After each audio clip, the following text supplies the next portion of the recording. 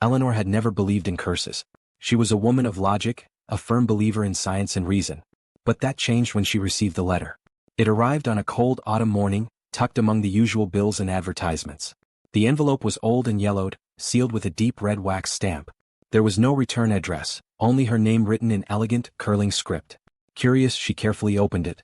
The letter inside was written in the same beautiful handwriting. You have been chosen.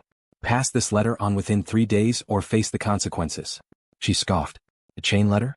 It had been years since she'd seen one of these. Smirking, she crumpled the letter and tossed it into the trash. That night, she was awoken by a soft scratching noise. Half asleep, she turned on the light and glanced at the window. Nothing. Just the wind, she thought, pulling the covers tighter around herself. But then she heard it again, this time closer. Scratch, scratch, scratch. It was coming from inside the room. Her breath hitched as she slowly turned toward her desk. There, lying on top, was the letter. Smoothed out, as if it had never been crumpled at all. Eleanor's heart pounded. She was sure she had thrown it away. She grabbed it with trembling fingers and tore it into pieces before shoving it into the wastebasket. The next morning it was back on her desk, perfectly intact. Panic crept into her mind. She tried to dismiss it as some bizarre prank, but an unshakable feeling of dread settled over her. The letter's warning echoed in her mind. Pass this letter on within 3 days or face the consequences. She told herself it was nonsense. But as the hours passed, strange things began happening. The lights flickered without reason. The air in her apartment grew unbearably cold. Shadows seemed to stretch longer than they should, twisting unnaturally along the walls. And then came the whispers. At first they were barely audible, soft murmurs at the edge of her hearing.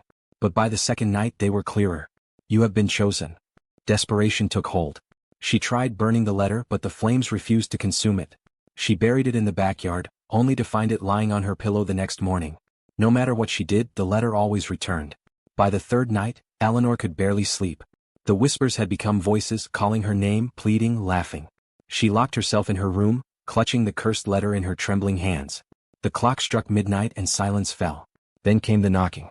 Soft at first, barely more than a tap. Then harder, louder. The door rattled as something unseen demanded entry. With a strangled scream, Eleanor grabbed a fresh envelope, scribbled a new name onto it, and shoved the cursed letter inside. She ran outside and dropped it into the nearest mailbox. The knocking stopped. The whispers faded. The shadows returned to normal. Relief flooded through her as she collapsed onto the floor, gasping for breath. The next morning, Eleanor received a text from a friend. Weirdest thing, I got this old letter in the mail today. Some kind of joke. Her stomach twisted. She knew the cycle had begun again. And somewhere, someone else would soon hear the knocking at their door.